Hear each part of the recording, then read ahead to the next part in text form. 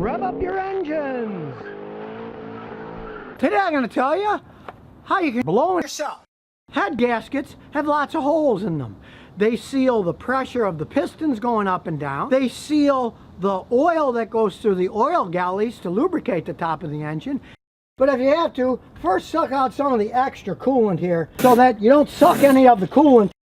Then you put the tester over the radiator. Then get this nice blue test fluid and fill it up with a little line right here. Then you put the bulb on the top and create some suction. And keep sucking to suck any air that's inside through the test material.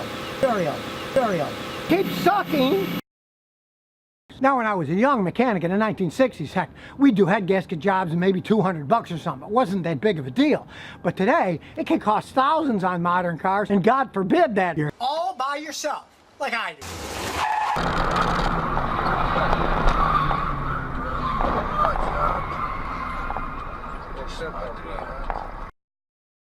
Damage the gaskets too by just the extra friction of dirt passing by the gasket and eroding it. And remember, if you've got any questions, just visit the Scotty Kilmer channel.